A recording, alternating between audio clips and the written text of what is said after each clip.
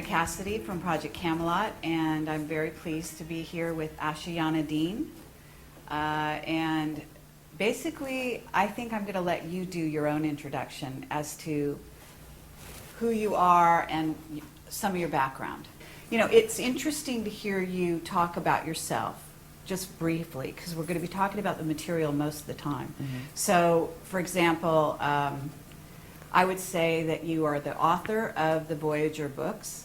Part of the appeal is for people to kind of get your personality. Right. And if you get a question that you're not quite prepared for, your personality will start to show. Well, it's showing. What do you do with that? I don't know how to describe myself. No, you can describe me. And it's very delightful, so I don't think you have anything to worry about. So, but at any rate, you want to say you've come here to teach about ascension. Yes. Would that be accurate? Yes. At this time on the planet? Yes. And I'm known as Speaker 1 in the Melchizedek Cloister Emerald Order, and that was a commission that was given to me. And the other two speakers, there are three of us, are present in the room with us. Okay. You're an American citizen. Yes. In this life? Yes. Okay. And where did you grow up? In what state? Well, I was born in Pennsylvania, and I was raised in Pennsylvania and New York, and then moved to New Jersey, and then moved to Florida, and then to England, and then to Arizona, and then to Colorado, and then back to Florida. Okay, so you've been around. Yes. Okay, yes. great. Actually, following spiritual guidance, we were asked to move. Once it was past the childhood and adolescent times, the moves were following what I was advised to do by the Guardian Alliance. Okay, wonderful. And you are in touch with what you call the Guardian Alliance. That's what they call themselves. Okay. Yes. And do you consider yourself a channeler? Because I'm aware of what it is you do, but I'm going to ask you questions that may seem wrong. Okay? Feel free. And so at that point you can correct me, and it's totally fine. It's not channeling. In fact, we teach against channeling because it's dangerous. It is a process of electronic data streaming that it's quite sophisticated, but it doesn't work like channeling. Channeling involves literally another entity coming in and sharing a body with you, and that is not permitted in our teachings because it can actually damage your DNA. This is an electronic data streaming called chelantic transmission, and it is literally electronic data streaming, but interdimensionally, as opposed to simply on the horizontal like we do it here. And that is the way that the Guardian Alliance communicates with me and has since childhood. But they have also, in my younger years, I had both negative abductions with negative groups of visitors, and it was the Guardian Alliance that actually rescued me from those situations. And I learned a lot about why I had the experiences. It had to do with the contract I came in with, that it takes most people quite a few years to wake up and realize what they came in to do, what they birthed in to do. And that was why I had the issues with the with Zetas and things like that when I was in my younger years. By the time I was 12, the Guardians had begun teaching me for the commission that I later learned what it was for Speaker 1 for the Melchizedek Cloister Emerald Order. And once that became clear, the experiences weren't frightening before they were frightening, the abduction experiences. And the ones with the Guardians weren't, though. They were very different. They didn't involve little grays, and they didn't involve spaceships. They involved literal teleportation through Merkaba vehicle and those kind of things. So it's been a colorful way to get to the point where I am here teaching the material that I'm teaching. It has been very interesting and colorful. In the first few years, I was required to speak about that a lot. That's why I don't like to speak about myself anymore. I'm honestly bored with the subject of me, right? Because the first few years that we went public with the books and everything, it was all about me and my story, and I'm tired of my story. It's out there, go read it if you want to, but this is the interesting stuff, the information we're teaching. So I totally honor the fact that you've told your story many times, and it is out there, and so I do encourage people to go out and investigate her background, to watch other audio and video presentations she's done, because they're excellent, and I have watched a few of them, and I'd love to watch more. And she's an excellent speaker, and so I do encourage you to investigate if you're watching this. So what I'd like to do from here is really get into what the agenda is of what we call the service to self, or negative-oriented ETs, visitors, what have you. And then if you could talk about that, and then if you could also talk about what the positive side, service to others, is doing, what their objective is in being in contact with us here, and so on. So that's where we want to go. Okay. Do we have to take the short road, or can we take the more interesting road? Let's take the interesting road. Okay. Because the interesting road, by the time we get to answering that question, will make a lot more sense. And the interesting road does have to do with some of the other questions. When we'd asked you that, just give us a few questions or something that you're planning to ask. You'd listed a couple things like, ascension mechanics, the human race and where it's going and this kind of thing. There is a way to explain this. We've been working for 10 years, every workshop. This is our 84th coming up. And every one is new information. It's the next level of information. So the Guardian Alliance has been providing us with progressively growing teaching since the Voyagers books were out. Very, very technical teachings on ascension, on stargates, on understanding planetary stargates, galactic stargates, universal stargates, how they all work, what the process of ascension is, all of this thing. In understanding some of those things, like what is a stargate anyway, what is ascension anyway, right? In understanding some of those, it brings us to the point of where we actually are now on the planet, which explains what is going on with the visitors. It explains what their agenda is, why they're doing what they're doing, and what we can do about it, because there is a negative and positive side to this. But the picture is much bigger than most people realize. Even people in the UFO movement and people in the New Age movement, they have pieces of the story. When I found out what this story was as it progressed, because I had my cellular memory turned on for a while, I had incarnational memory since I was very small, so it was not new to me. But when the Guardians revealed progressively the scope of this drama, I was horrified at first, honestly. I was terrified, and moved past that to the point of realizing, wow, I mean, it is so tiny, the little dramas that we're worrying about here. This is much, much bigger. And the reason the information is important now, I mean, for 10 years, we hardly did any media at all. We didn't do interviews. We had a couple little interviews, and we turned down a lot of radio interviews and that kind of thing, because we wanted to kind of just fly under the radar and do our things. We do our workshops. People come to our workshops. We didn't heavily advertise them. The reason why we're coming out and speaking now is because the Guardian Alliance has asked us to. They are on now what is called official disclosure protocol because of things that are occurring. 2012 is very important, and so are the periods right after it. To coin a phrase from Anderson Cooper's show, planet in peril. Yes, to put it mildly. So if I can explain some of the things that are taking place now in a certain, it's a sequence, and you're free to interrupt at any point. Okay. Right? But it will help get a little bit to the more full understanding of what are the visitors up to, what is their agenda, and where are we at with that situation. It'll also include the information you said, what about the stargates and what are the status of those? It will show where that is. Great. And it's like the quickest sequence you can do, right? This has been 10 years worth of work. Now we can look back and see what this is all about and see where it's going. So if you don't mind, I will put a couple charts up. The first thing I would like to do, if we're going to talk about what is happening on the planet now, it does involve ascension, and ascension does involve stargates, but what is ascension anyway? There's a quick way to explain this, and it has to do with graphs. And I use graphs because, seriously, pictures paint 1,000 words. If it hadn't been, and all of these graphs are literally transmitted from the Guardian Alliance, and I take them down by hand, and because I don't have computer art skills, so they've all been done in black and white form, and then thanks to a team of volunteers, they put a lot of work into putting them into computer, finishing, so they're decent, most of them are. You can tell the ones that are still the ones I did on a photocopier, with a photocopier. But this particular diagram, and also I will qualify these by saying, you're going to see diagrams that are one out of, there might have been 50 diagrams in that series explaining every piece of how that worked, what it is, the structure of it, and all of this. I'm just going to show certain diagrams that will show structure, because structure is important. Science here is getting into quantum physics and all of those things, and maybe there's dark matter and all these wonderful maybes.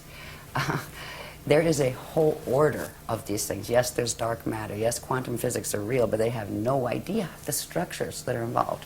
This is not a haphazard cosmos or universe. Some of these things, if you're going to understand what ascension is, you need to understand what context it's happening in. And that's why the Guardians gave us the context in the first place. In the early days, they taught us about 15-dimensional physics. And that's not meaning there's only 15 dimensions. Dimensions run in sets of 15. And there are many, many, many different sets of 15-dimensional matrices that have a particular order that form galaxies, universes, cosmoses, plural. It is a multi-cosmos, not just a multiverse. Now, when you think of ascension and stargates that you ascend through, it implies there is an order of stargates within these greater structures. So I will show you this diagram Let me first. ask you where the diagrams came from. In other words, are you getting, you say you're getting this sort of a data stream electronically, and when you say that, I am assuming that you're visualizing, maybe you're getting a No, visualization. I just see them. Okay. Yeah. And then how do you transfer them onto the paper? How do you you draw them? Really? Okay. I'm known as the whiteout queen.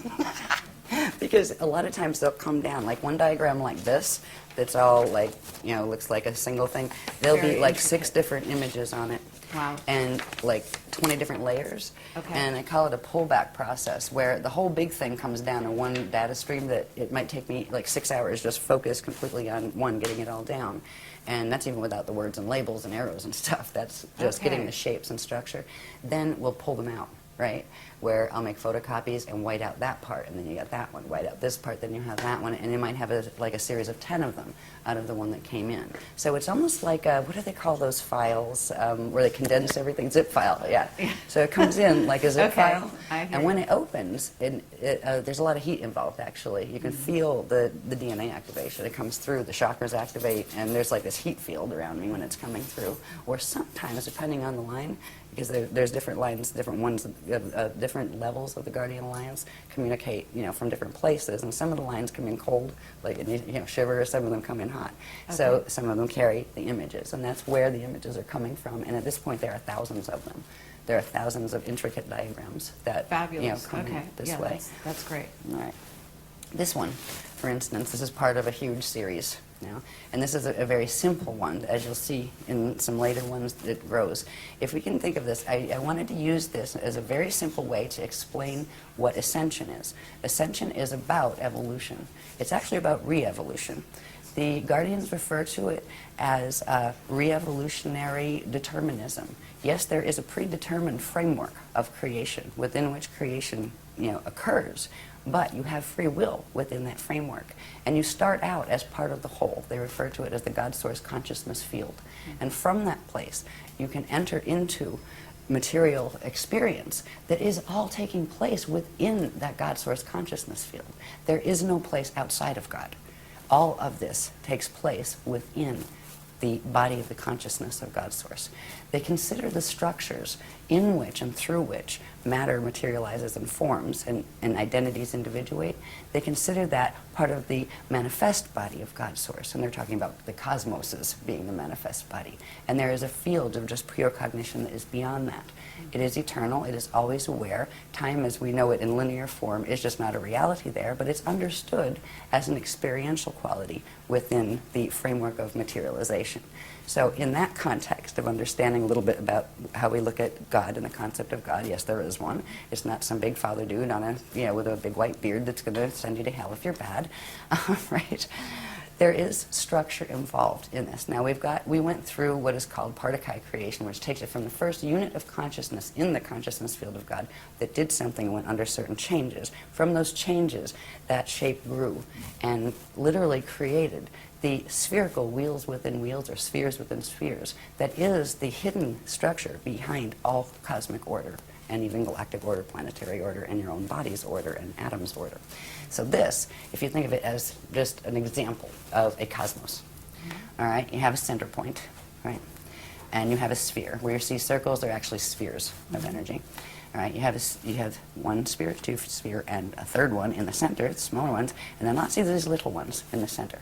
What this is showing us is consciousness comes out from the center point into this domain, or this sphere. It's called the Hara body.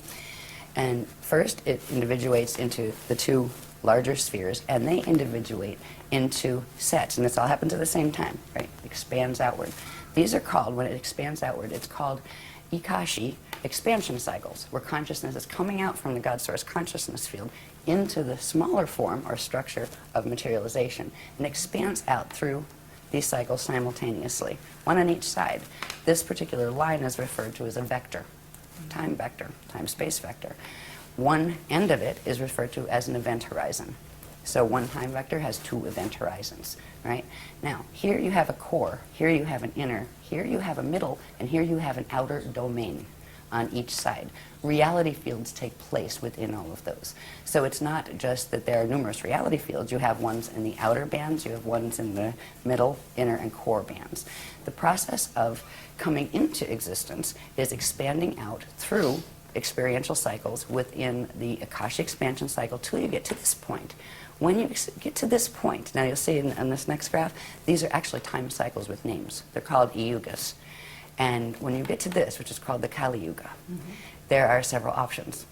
And one of the options, which is the natural evolutionary process, which is ascension, that is the natural process by which eternal life beings, and most everybody started as eternal life beings, would naturally undergo. After you expand out, get through the incarnational cycles here, and you would go through what is called a Krystal turnaround, all right?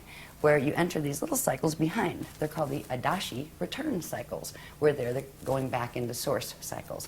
This is the process. When you expand out, at this point, if you were able to make this Krystal turnaround, your atoms will actually transfigure into eternal life light atoms. And at that point, whatever form you hold there becomes an eternal form that you can materialize and dematerialize at will. You become what's called an Adashi adept. And some people call them ascended masters, but that term is terribly abused on this planet, so the Guardians do not like to use it. But the Adashi adepts are the ones who have made it through that change, and they are now what are called Mashayahana individuals, which means they are eternal life and they can manifest, demanifest at will. When they go back through the cycles, go back into center, and they can actually rebirth as collectives, like as suns and those kind of things. It's an amazing process where a being that, say, is a small, like a human being, can actually evolve, re-evolve, to go back into the state of even being like a sun or a star. And it is an eternal process. There is no death involved in that process. That is the natural process for life forms. So when we're talking about ascension, it is about doing the natural re-evolutionary process. But that is not happening on this planet. When we get to this point of the Kali Yuga expansion, there are other things that can happen too.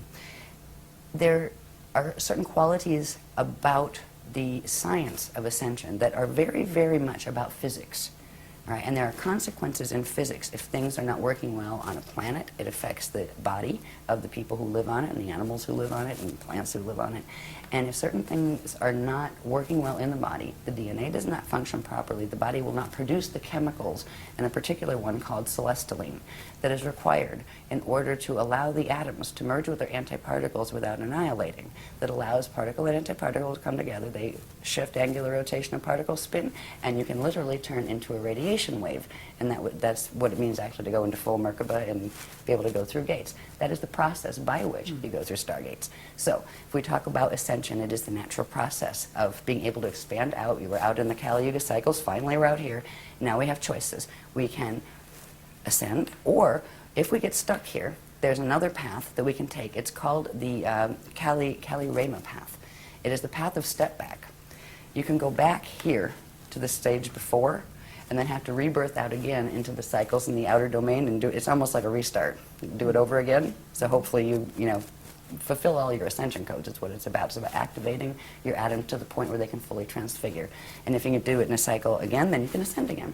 There's another path that can occur here. There are basically three paths. The other one's called the path of Kali Dima. That is the path of fall. That is where you get stuck here. You can't step back and you can't go forward because of the choices you are making in your life that are affecting directly what your DNA can do, and what consciousness you're aligning yourself with affects the frequency that your body is able to carry. And if you get stuck here, you will reincarnate in this cycle until the quantum you came in with burns out. And then you will do what is called a space dust return, where ashes to ashes, dust to dust. You will come to a point where you don't have enough energy to reincarnate into another body, into another time cycle. And you will eventually simply just go back.